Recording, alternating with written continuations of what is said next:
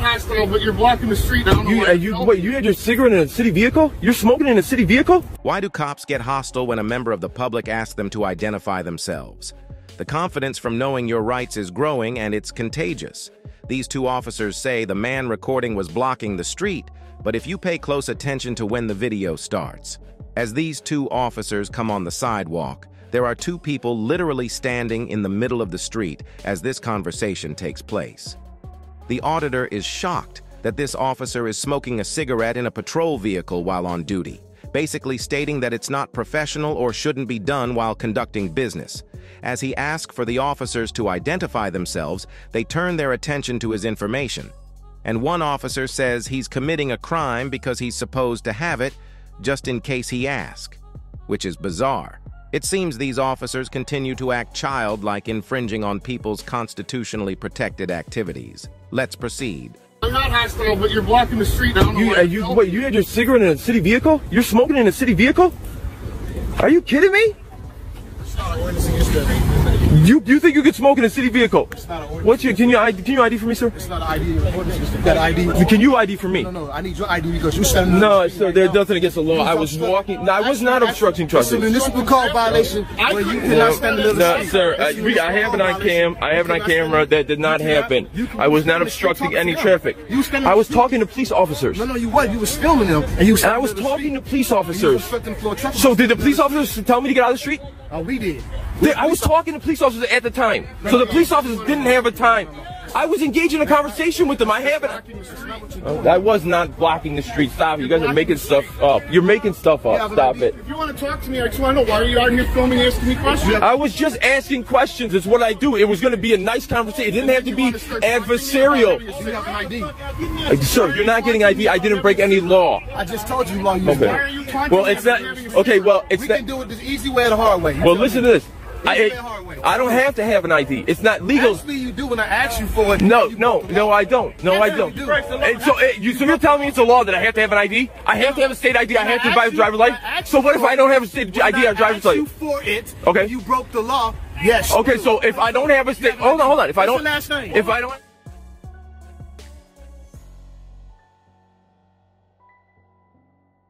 2280. Bam! That's all you got. That's all you got. Go ahead, write the ticket. Write the ticket. That's all you get. That's all you get. You're done. You're done. You're done. You're done. I gave you everything you had to give. That's everything I have to give. Terry versus Ohio. Terry versus Ohio, 1968 Supreme Court case.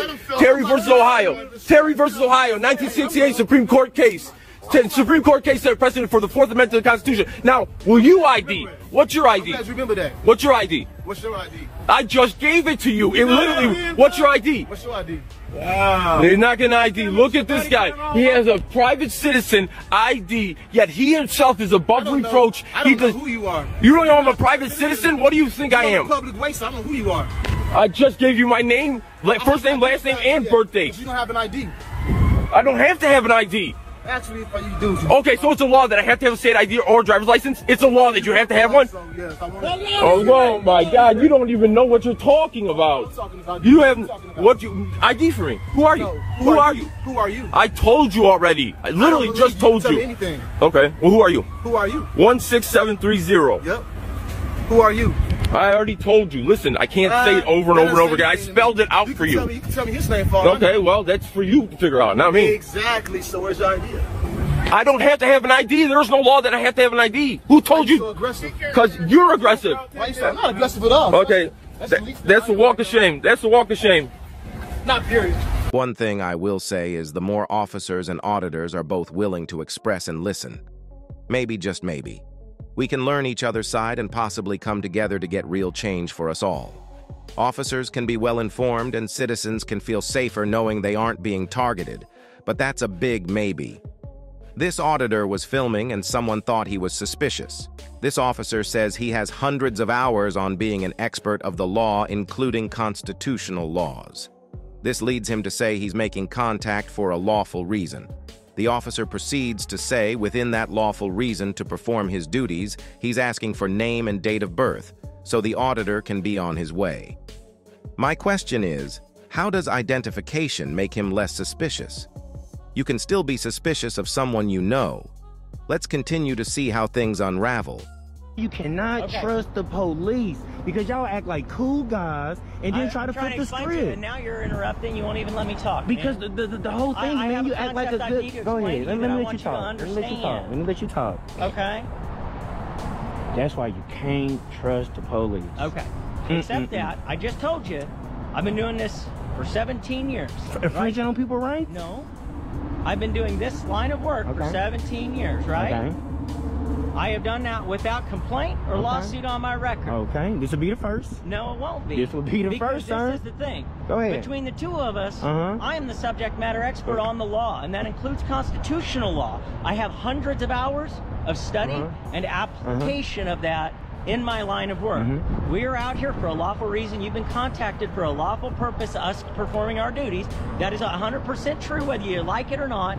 And it is within that course of my duties that I'm asking you to provide a name and date of birth that I can verify, and we can let you go. That's incorrect. Let me ask you a question. I'm not going to ask again. Let me ask you a question. Okay, let me ask you a question. Let me ask you a question now. I will answer it, and then you will identify yourself and you will go to jail. If I'm standing on the sidewalk eating a bowl of cereal, and someone don't like that, just listen. People can say what you're doing. Anything. You can't turn a constitutional. This is First Amendment, freedom of the press. And I'm not stopping you from recording. But that's what you're doing. No, I'm not stopping. Anybody can say anything is suspicious. You standing on the corner eating a bowl of cereal. Why is he on this corner eating a bowl of cereal? Because suspicious. That's suspicious. You're recording a building, not only just a building, a bank, which banks get robbed. But what's suspicious about from public? There's I've already explained that. But there's no expectation of privacy in public. You're exactly right. Exactly right. Nobody's accusing you of violating any kind of privacy laws. So listen, sir. And you say you've been doing this for so long, and you should even know this too. What was your name again? Officer Savage. Savage. Listen. To get someone ID, they have to commit a crime, no, they don't. Not just a service call. They don't. They do, sir. All we need is reasonable suspicion, and we of a crime. Of a crime. What crime am I doing? Okay. I'm simply just recording, sir. I've already asked. I've already asked. Now you can polite. Yes, and I did nothing wrong. And I asked you a handful of questions. So let me ask you this. Me doing nothing wrong. Just simply out here with my GoPro in public. Because someone don't like me pointing at their building. There's no expectation of privacy in public. I'm exercising constitutional protected rights. I completely understand what you And I wouldn't resist or anything if you guys want to attack me or anything. I see you trying to circle behind me. I come in peace. I'm really the most chill guy. Here's an instance where the courts ruled that recording in a public place is a constitutionally protected activity. A prominent case on this matter is Glick versus Cunniff, 2011, a ruling from the United States Court of Appeals for the First Circuit. In this case, Simon Glick was arrested for recording Boston police officers arresting another man in a public park. Glick argued that his right to record was protected by the First Amendment. The court agreed, ruling that recording public officials in a public space is indeed a constitutionally protected activity, as long as it does not interfere with official duties. As Sean conducts this audit, he makes a clear distinction between law and policy. Policy does not trump law, but the employees of the building thinks the opposite. How can law enforcement not know the correct laws to enforce? Must be by strategic design, because who would want their armed employees armed with logic and knowledge? With that being said, the staff members are 100% certain that filming in the public building is a crime and prohibited. Basic constitutional rights overlooked. Due to this misinformation, Sean is asked to leave the premises, and he educates them all. As Sean continues to record, it seems the employees become irritated by their own ignorance. Let's continue to see how things unravel. No recording, no video. Is that a law? Okay, I'm gonna ask you again. You have to turn that phone off. Well, I'm gonna have to ask you to leave. It's posted right here. I understand. I'm just trying to get some information. Okay, but you need to turn that camera off. As I stated.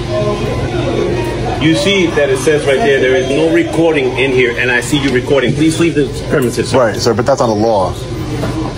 That's our law. That's our law. It says it right there. It says it right there. It says it everywhere on here. Right. You are not to record it here. So you're gonna have to leave. Right, I'm just trying to conduct my business, and then I'll be on my way. What business is that? I'm an independent journalist, and I'm asking some questions regarding the facility. Okay, come outside. Outside. Come outside. But there's no law. There's no law that says I can't record in here. But we're asking you that you I understand, but there's no law. But there's no law, ma'am. Okay, but you gotta leave. There's no law. You gotta leave from out of here. There's no law, ma'am. There's no law that says I can't record in here. There's actually a Constitution protected right to film law enforcement. You understand? You knew it was coming down to the Constitution? Yeah. You knew it was coming down to the Constitution, sir? Sir, we're gonna have to ask you to leave the premises. I'm not breaking any laws. Okay, but I'm asking you to leave the premises. What authority do you have to make that ask? I'm a law enforcement officer, so I can do that. And you're breaking the laws of our facility, so I'm asking you to ma'am, step outside. Ma'am, the way I'm asking you to I understand step that. outside. The law is the law. That's fine, but I'm asking you to step out. I could film everything that I can from right here. You're right. You're absolutely right.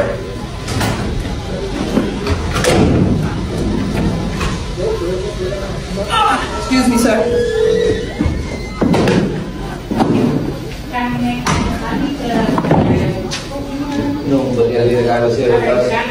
That's a tripping hazard. I got you. Okay.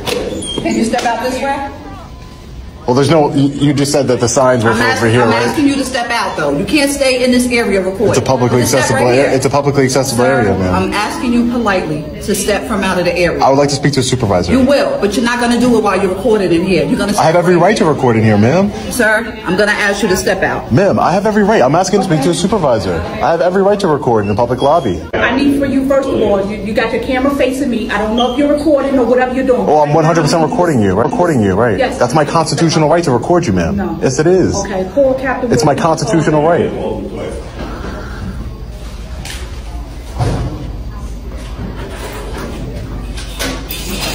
By saying there's no cell phones allowed, that's just a lie, because there's people inside here with their cell phones. Hey, Rico, you seen Captain Williams? Yeah. We have an issue with this gentleman right here. Hey, how are you? I'm in here recording and Asking questions, how dare I, you know? So he got to step outside with his cell phone. He's recording something. Asking questions. Just asking questions about the visiting schedule, just asking questions about the facility. Yeah, so I just wanted to know about the visiting schedule, how somebody, if they wanted to visit somebody, how does the bonds thing, how does bailing somebody out work? Bail is not much anymore in New Jersey. Okay. Very rare, but you can come to the jail and what you do, you will say the name of the person that you're going to bail out. We'll check his jacket, find out how much the bail is, and we'll tell you how much the bail is, whether it's cash only, how you pay the bail. Could potentially somebody get a list of people in their bails? Like, for example, there's some nonprofits. There's some nonprofits out there that like to, bail people out that don't have the funds, that aren't incarcerated for a violent crime or things of that nature. Like who's here today with a bail? Yeah, like yeah, exactly. I don't know. Yeah, like if you just wanted to just bail out somebody who's a non-violent offender that maybe doesn't have the money to post bail. I know in New Jersey, usually for non-violent things now, you don't get held, right? Very rarely. Very rarely. Thank you for watching. If you would like these videos to circulate more to educate more people, please like the video, which helps with the algorithm. You can also help educate in the comments down below. Until next time.